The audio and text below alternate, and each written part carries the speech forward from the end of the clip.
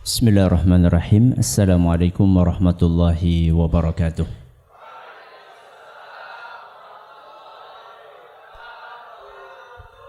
Alhamdulillahi wa kafa, wassalatu wassalamu ala rasulihil mustafa wa ala alihi wa sahbihi wa man iktafa, amma ba'd.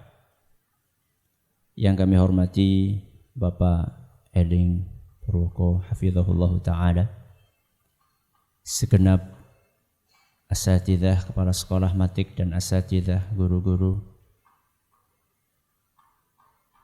para ustadzah, para ustadz, para hadirin hadirat, segenap santri-santri yang kami cintai dan wali santrinya yang mudah-mudahan semuanya diberkahi oleh Allah Subhanahu wa taala.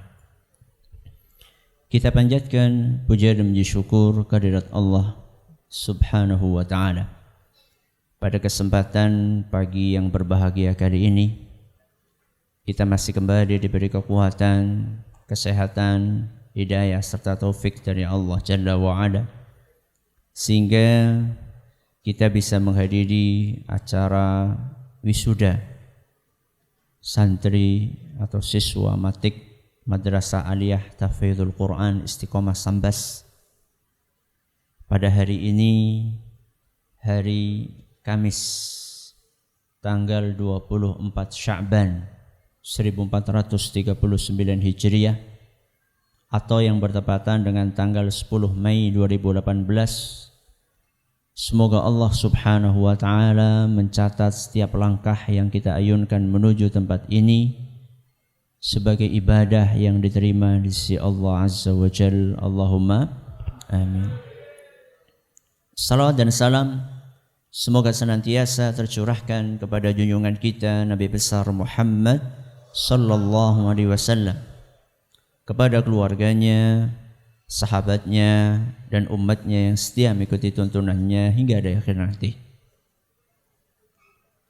Banyak orang merasa bangga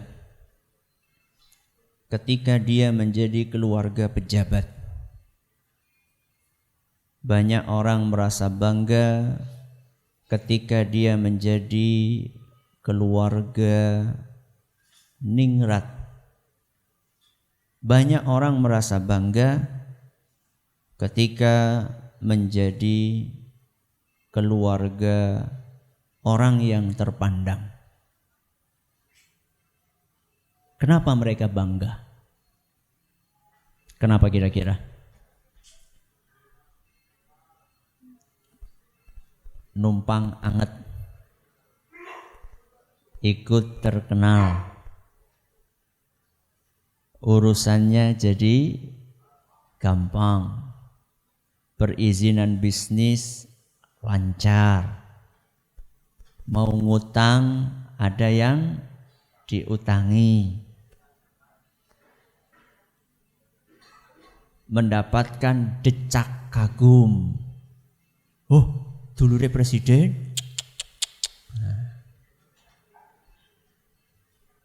Itu kan keuntungan yang akan didapatkan kalau menjadi keluarga orang yang terpandang. Ada enggak keuntungan ukhrawinya?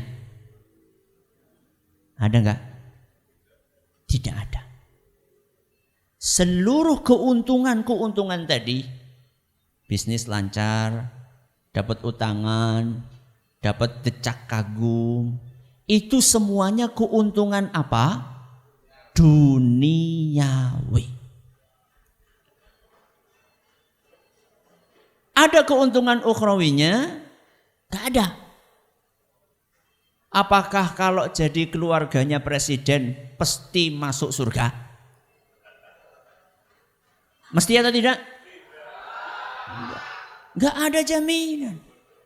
Apa terus kalau jadi keluarganya ningrat, berdarah biru, terus jadi pasti masuk surga? Tidak.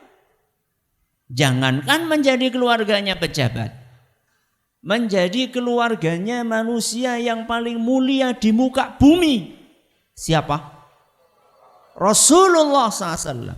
menjadi keluarganya Rasulullah SAW saja belum tentu mendapatkan jaminan untuk masuk surga. Betul? Contohnya Abu Lahab. Ini keluarganya Rasul atau bukan? Oh, berarti orang berdarah biru dia. Apakah karena dia keluarganya Rasul SAW, lantas kemudian dia mendapatkan jaminan masuk surga? Oh no. Justru malah diturunkan satu surat lengkap tentang Abu Lahab. Apa awalnya? Tabbat yada abi lahabi wa tab. Apa artinya tabbat? Cilaka. Itu ayat yang pertama muncul di dalam surat Al-Lahab. Ma aghna anhu maluhu wa ma kasab. Hartanya, keturunannya tidak bermanfaat sama sekali buat Abu Lahab. Ayat yang ketiga, sayasla naran dzata lahab. Bahkan Abu Lahab akan dimasukkan ke dalam neraka yang menyala-nyala. Padahal dia adalah keluarganya siapa? Rasulullah sallallahu alaihi wasallam. Terus kalau kayak gitu kita bangga menjadi keluarga siapa, Ustadz? Keluarga pejabat biasa-biasa aja. Keluarga orang kaya biasa aja. Keluarga Nabi SAW belum jaminan masuk surga. Terus jadi keluarganya siapa? Allah Subhanahu wa ta'ala. Ini yang kita kejar. Ini yang menjadi target utama kita. Menjadi keluarganya Allah. Kok keluarganya Allah? Allah kan lam yalid walam yulad. Apa lam yalid walam yulad? Tidak punya anak, tidak punya bapak. Bagaimana punya keluarga? Maknanya tidak seharfiah itu. Pernah dengar rumah Allah? Pernah dengar? Apa rumah Allah? Masjid. Berarti Allah tinggal di situ? Tidak seharfiah itu maknanya. Rumah Allah maksudnya itu tempat di dalamnya orang-orang beribadah kepada Allah. Makanya namanya rumah Allah sebagai bentuk penghormatan kepada tempat yang biasa dipakai untuk beribadah kepada Allah. Nah, sekarang keluarga Allah maknanya apa? Keluarga Allah maknanya adalah manusia. Manusia yang dicintai oleh Allah Subhanahu wa ta'ala. Manusia-manusia yang punya hubungan spesial dengan Allah. Para wali-wali Allah. Itulah keluarganya Allah. Gimana Ustadz caranya supaya bisa menjadi keluarganya Allah? Mari kita dengarkan hadis yang disampaikan oleh Nabi sallallahu alaihi wasallam yang diriwayatkan oleh Imam Ibnu Majah, dan isnad hadis ini dinyatakan sahih oleh Imam Al-Busiri, bahwa suatu hari Nabi sallallahu alaihi wasallam bersabda, inna lillahi ahlina minan nas. Sesungguhnya Allah punya banyak keluarga dari manusia. Apa? Allah punya banyak keluarga. Jadi keluarganya Allah dari kalangan manusia enggak cuma 1, 2, tapi banyak. Di sini Nabi SAW menggunakan jamak ahlina, alias banyak keluarga. Para sahabat pun penasaran. Maka mereka bertanya, qalu ya Rasulullah manhum? Wahai Rasul, siapa keluarganya Allah tersebut? Maka Nabi SAW menjawab, hum ahlul Qur'an. Keluarganya Allah adalah ahlul Qur'an. Ahlullahi wa khasatuhu. Ahlul Quran mereka adalah keluarganya Allah dan manusia-manusia yang punya kedudukan spesial di sisi Allah Subhanahu wa taala. Pengen atau tidak? Pengen. Kira-kira yang berpeluang jadi ahlul Quran itu keturunan ningrat saja atau tidak? Tidak. Siapapun punya peluang untuk menjadi ahlul Quran. Tidak tua, tidak muda. Tidak kaya, tidak miskin. Tidak pejabat, tidak rakyat. Tidak keturunan ningrat, tidak keturunan biasa. Tidak keturunan anak ustadz dan juga bisa anak tukang becak pun bisa menjadi ahlul Quran. Ustadz, ahlul Quran itu yang kayak apa Ustadz? Kira-kira yang tadi 7 orang itu sudah jadi ahlul Quran atau belum? Sudah atau belum? Mari kita dengarkan apa yang dituturkan oleh Imam Al-Munawi rahimahullah. Ketika beliau menjelaskan siapa yang dimaksud dengan ahlul Quran, beliau katakan ay hafadhatul Qur'anil amiluna bihi. Ahlul Quran adalah hafizul Quran dan yang mengamalkan isinya. Yang 7 tadi hafidnya sudah atau belum? Sudah. Tinggal apanya? Mengamalkannya. Tanpa poin yang kedua tidak akan mencapai ahlul Quran walaupun hafal Al-Quran.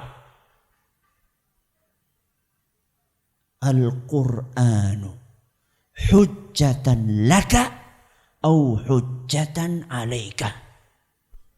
Rasulullah SAW menjelaskan Al-Quran itu akan membantumu atau menjerumuskanmu.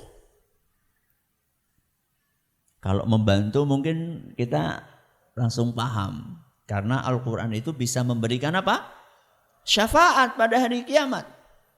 Al-Quran ini akan membantu kita nanti pada hari kiamat.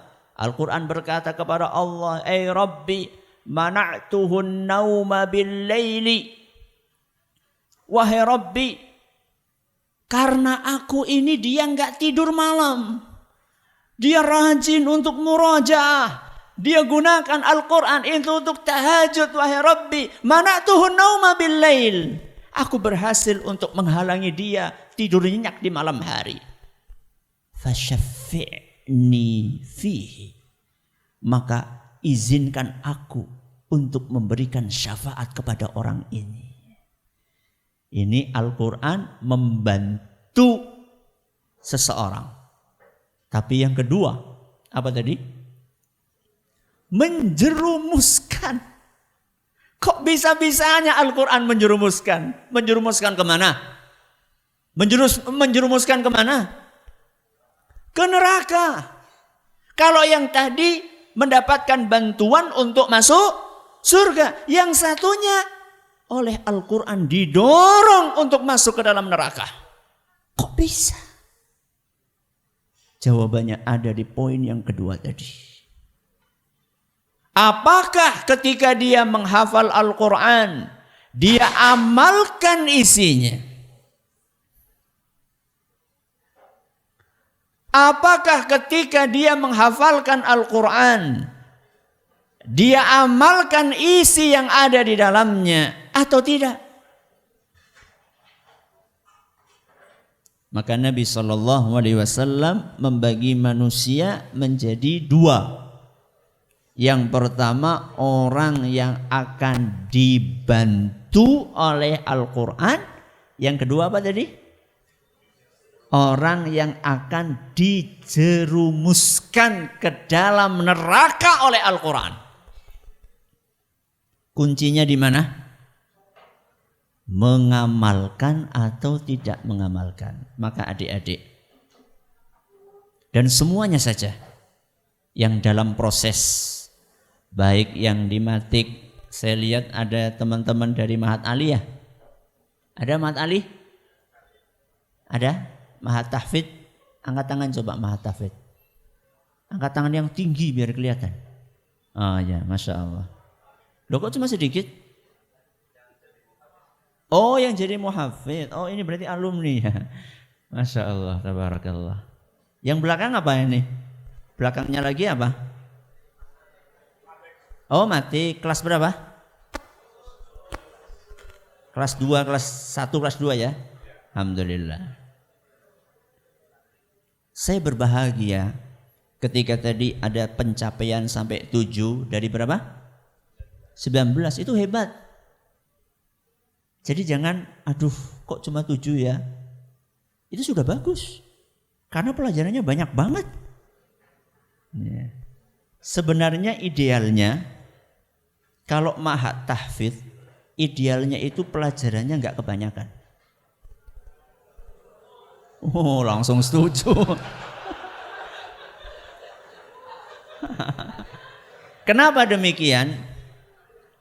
Karena para ulama kita dahulu yang lebih pintar dari kita, yang lebih cerdas dari kita, siapa contohnya? Imam Syafi'i, siapa lagi? Imam Ahmad, siapa lagi? Imam Malik, Imam Bukhari. Kita sama mereka cerdas siapa? Coba siapa yang ngacung coba? Mereka itu ketika menghafal Quran, ya konsentrasi dulu menghafal Al-Quran. Mungkin ini perlu dimusyawarahkan lagi. Ya.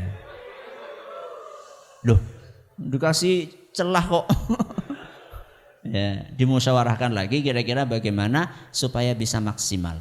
Supaya bisa maksimal. Jadi intinya Ahlul Quran itu siapa?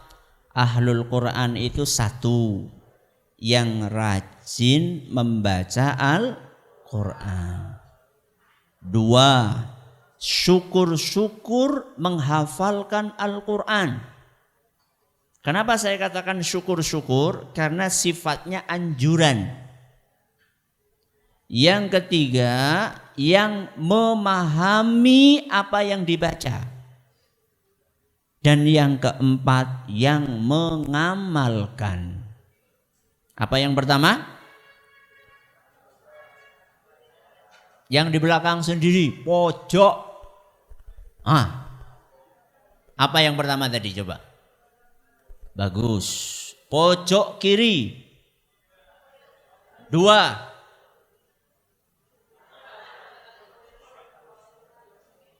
Syukur-syukur menghafal Al-Quran. Bagus. Yang ketiga, ini wali murid. Wali murid. Wali murid mewakili. Apa yang ketiga Pak? Memahami. Bagus. Yang keempat, mengamalkan. Puncaknya nomor 4. Maka adik-adik yang sudah menghafal Al-Quran, Anda baru level kedua. Dan usahakan naik ke level berikutnya. Al-Imam Al-Ajurri rahimahullah, di dalam kitab beliau Adabu Hamalatil Quran, adabnya orang yang rajin baca Quran. Apa kata beliau? Idza darasal Qur'ana fa bihuduri fahmin wa aqlin. Kalau seandainya ahlul Quran itu membaca Al-Quran, maka harus dia konsentrasi, berusaha memahami apa yang dia baca. Himmatuhu iqa'ul fahmi lima alzamahullah. Target utamanya adalah bagaimana saya bisa memahami perintah Allah. Laisa himmatuhu mata akhtimus surah. Target utamanya bukan sekedar kapan saya selesai menghafal satu surat ini. Makanya para ulama kita dahulu, para sahabat Rasul sallallahu alaihi wasallam, kanu yata'allamuna 10 ayatin la yujawizuha illa ba'da an ta'allamuha wa fahimu ma fiha wa amilu biha.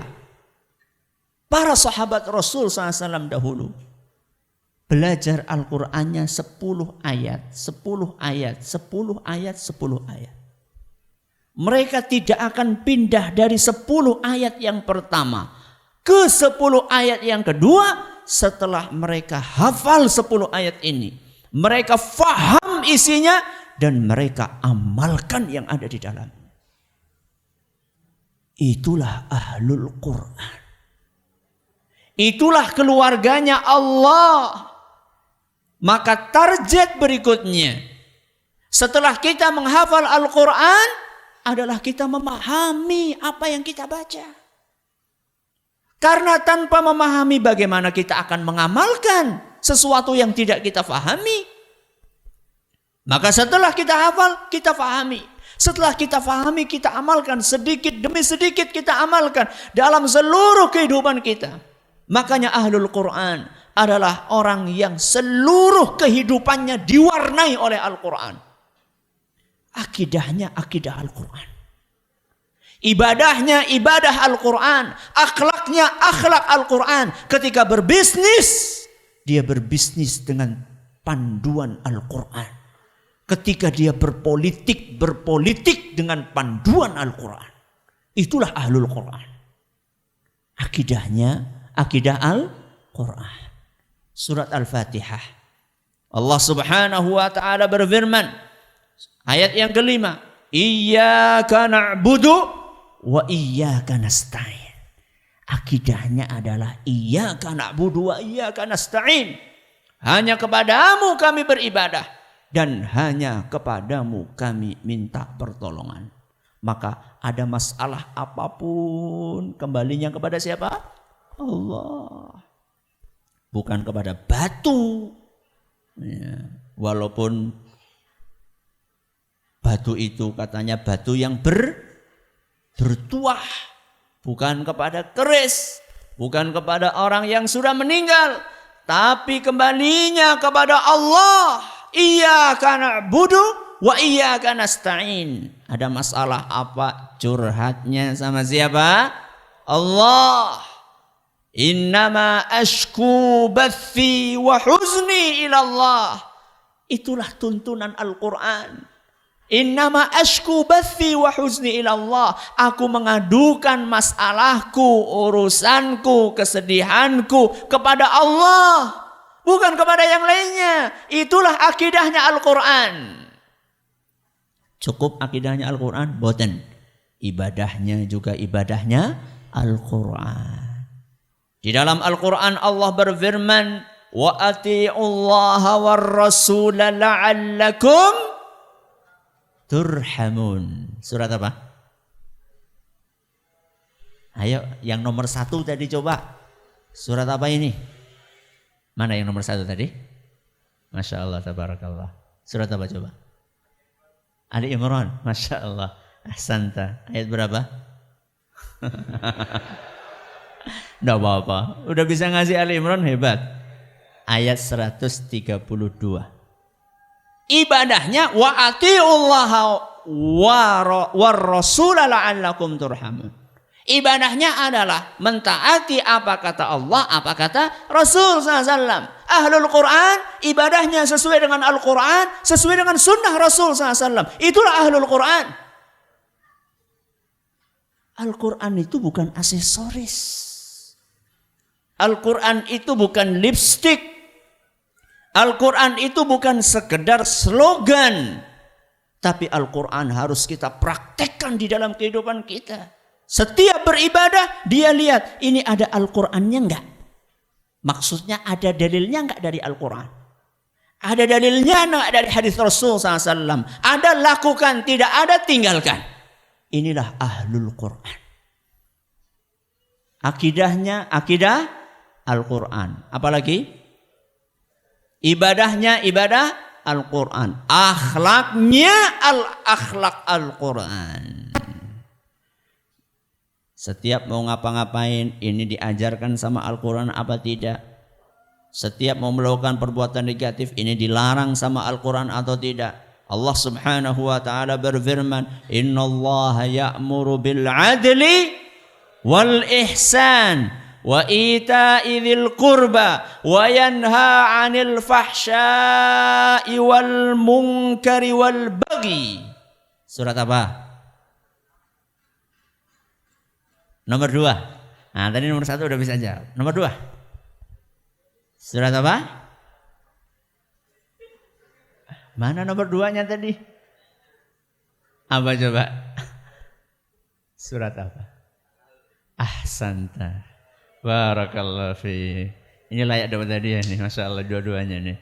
Ayat berapa coba? 90. Salah dikit. Tapi udah bagus itu. Ibu-ibu bisa enggak? Ini udah bagus, Masya Allah, tabarakallahu ta'ala. Akhlaknya akhlak Al-Quran. Innallaha ya'muru bil adli wal ihsan. Allah memerintahkan kepada kalian untuk bersikap adil dan untuk berbuat baik. Wa ita'i dzil qurba, dan memberi kepada keluarga-keluarga dekatnya. Kemudian Allah lanjutkan, wa yanha 'anil fahsya'i wal munkari wal baghi. Allah melarang kalian dari perbuatan yang keji, perbuatan yang mungkar, perbuatan zalim, semuanya diharamkan oleh Allah. Makanya ahlul Quran kalau mau ngomong mikir, ini perkataan baik apa jelek? Ini ucapan yang baik atau ucapan yang jelek? Kalau ucapan baik, ucapkan. Ucapan yang jelek, tinggalkan. Ini ahlul Quran. Ketika mendapatkan perintah dari orang tuanya, tolong ke warung. Apa jawabannya? Ahlul Quran apa jawabannya? Nggih. Kalau orang Medan apa ya? Horas, bukan. Mana orang tuanya Ananda, siapa tadi? Siapa namanya? Ihsan. Ya, mana orang tuanya Ihsan? Masya Allah, barakallah. Mudah-mudahan menjadi ahlul Quran. Apa orang Medan kalau mengatakan iya gitu apa? Iya. Oh sama.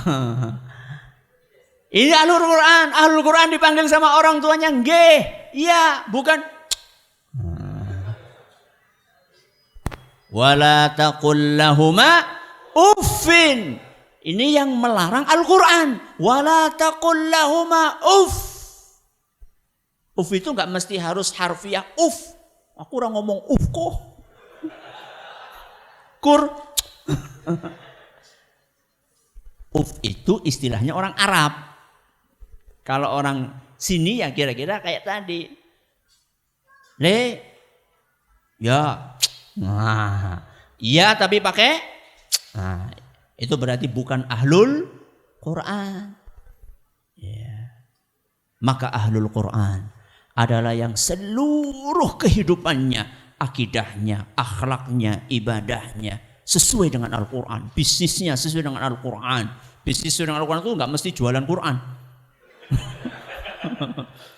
Nggak mesti. Ya. Nggak jualan Quran pun bisa menjadi ahlul Quran.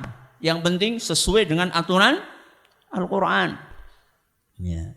Tidak curang, ya. Tidak sikut sana sikut sini, tidak pakai riba. Ini adalah bisnisnya ahlul Quran. Politiknya sama. Apakah ahlul Quran berpolitik? Iya berpolitik, tapi politiknya sesuai dengan Al-Quran. Jabatan bukan target utamanya, sehingga mengorbankan semua prinsip. Bukan, ini bukan ahlul Quran. Apalagi jualan ayat untuk berpolitik. Nah, ini nggak benar lagi. Ya. Pendek kata ahlul Quran. Yang pertama apa tadi? Rajin membaca. Yang kedua, menghafalnya. Yang ketiga, memahaminya. Yang keempat, mengamalkan. Selamat kepada calon-calon ahlul Quran. Baru calon ya. alhamdulillah ya, daripada enggak ya.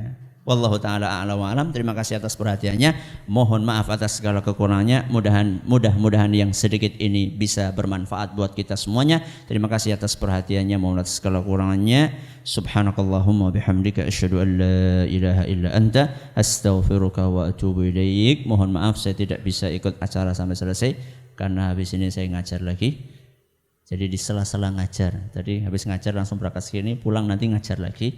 Mudah-mudahan Allah memberkahi umur kita dan seluruh apa yang kita miliki. Wallahu ta'ala a'lamu bissawab. Wassalamualaikum warahmatullahi wabarakatuh.